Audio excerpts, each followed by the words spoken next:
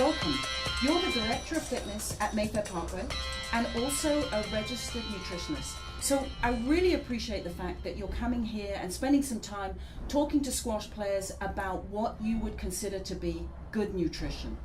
So in basic terms, what would you expect a squash athlete to be eating as a normal course of their training program? Well, Barb, first, thanks for having me. I think it needs to be noted that an optimal diet should consist of a wide variety of foods to keep one excited and interested in the foods that they're eating. Healthy eating does not need to be something that is torture. For squash players specifically, That's good. we want to be eating a wide variety of plants, fruits, 50% carbohydrates, 30% fats, and 20% proteins. And staying away from refined sugars and processed foods, trying to eat things that are natural, locally grown, preferably in my opinion, and consuming high levels of water to keep hydrated. So when you talk about fats, now you're not talking about French fries and that sort of stuff, right? You're talking about good fats. So what would be an example of a good fat? So good healthy fats would be nuts such as almonds, cashews, avocado, olive oil in its natural state. A misconception is using olive oil to heat when cooking food. When that's done, it actually converts to trans fats. So you don't want to be heating oils, you want to be using them in a natural form on salads and foods. Great. So we know that nutrition is a lifestyle. So you can't suddenly get healthy 2 days before a tournament. But athletes are always concerned about what they should be doing just before, let's say the day of a match, before a tournament. What sort of food should they be eating and when should they be eating pre-match? I mean, I would suggest definitely eating about 3.5, 4 hours before your first match and having a good healthy carbohydrate with a protein and a fat. Something such as steel cut oats, quinoa would be good. And then about 90 minutes out from your match, have something simple, an apple, maybe a bar, preferably something that doesn't contain preservatives in it. And then during the match, you want to be consuming water. An electrolyte drink would be better consumed before match, in between matches. So when you talk about the in-between matches, water only, right? But beforehand, if they knew that they wanted to rehydrate, or it was in a hot climate, or they knew that they were losing a lot of electrolytes, what sort of electrolyte drink would you recommend? One of my favorites is buying a bottle of Pedialyte, which is actually used for infants when they're dehydrating, and diluting it in a larger water bottle, and then consuming that throughout the day or before matches as needed. And when you say diluting it, what's the percentage? Depending on the size of the individual, it's something that needs to be played around with, but roughly about 70% water to 30% Pedialyte, in my opinion. Okay. So they've eaten well beforehand, they've drunk water during the match, now they've just finished an exhausting match. How long have they got to put nutrition back into their body? You've got about 15 to 20 minutes to replenish sugar storage. So you want to be consuming some form of meal, whether it's a shake or something that you actually eat, that's about 80 to 85% carbohydrate and 15% protein. And then, I mean, some of these athletes, there's a lot of kids, but there's also adults, and their after match beverage is a beer. But that's okay, right? As long as they put these complex carbohydrates in their system first. As long as they replenish right after playing, squash is a sport to enjoy, and with our adult community, having a few pops afterwards is something that's part of the game. Cool. I'm glad you said that. People will be really thrilled to hear it. And then after that, so they've had 15 minutes. So when should they take their next meal? And sometimes with kids, for instance, they have to play 2 or 3 matches. Mm-hmm. On a Saturday.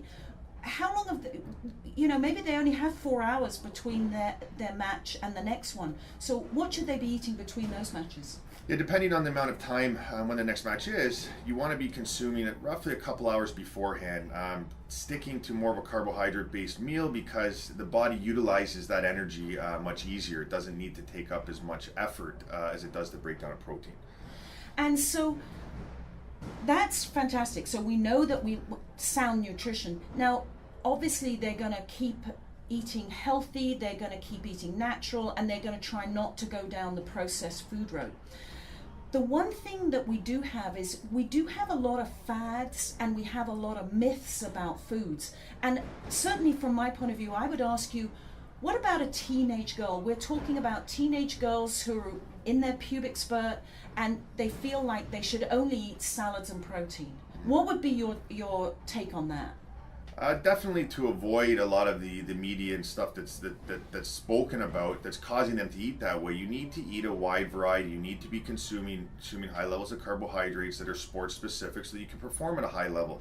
And despite what a lot of young girls think, this is not going to change the way that your body looks and the physiology and dynamics on how you're developing. It will actually help you develop into a fitter, more healthy person.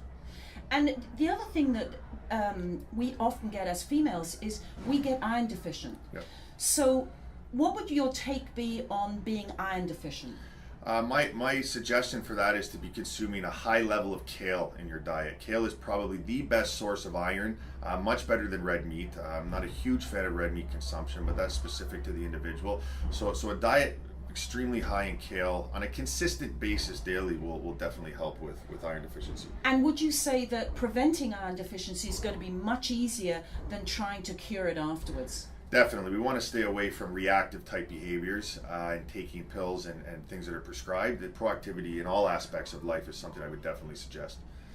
So just to summarize this whole food myth, okay, if you were talking to athletes, you would be saying to them not to be scared to eat, right? Because if their body's a machine, if it doesn't have fuel, would you say it's tough for it to perform? Definitely, your body will not respond, and not only that, your brain will not respond as the body becomes tired. So we need to be consuming a lot of food and healthy food to be able to energize the machine that you're expecting to perform for yourself. Not only that, for us to develop and condition muscle in the body and just overall create longevity of life and good balanced health, we need to be eating regularly.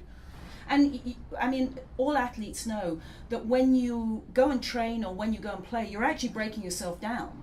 So if you don't replenish that food, you can't build yourself back up. You don't even get the benefit of the training, right? Exactly. There will be no progression. And the benefits that we get from training are the way that we rest and take care of ourselves away from being in the training facility. So our sleep, how we're monitoring stress, and how we're fueling the system. And in terms of knowing whether you're hydrated or not, what's a simple test that you could use to monitor your hydration on a daily basis? Well, you're usually dehydrated far before you become thirsty. So again, being proactive and just making sure that you're consuming the right levels of fluids is the best way to be testing this. Well, and the other thing is, couldn't you monitor your pee? You could, definitely. So the color of your pee will give you an idea of whether you're hydrated or not. The more clear that it is, depending on the amount of vitamins that you're taking, is a really good indicator.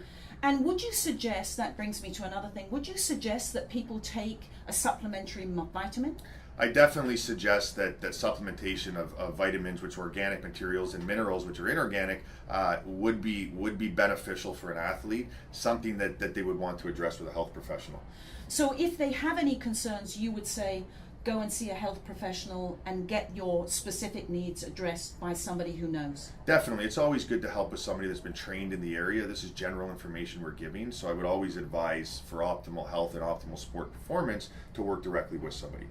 Luke, this has been such a useful interview. I hope the athletes really take what you've said to heart, and I really, really appreciate you giving us your time and your expertise. Thank you for coming down. My pleasure. Thank you for having me.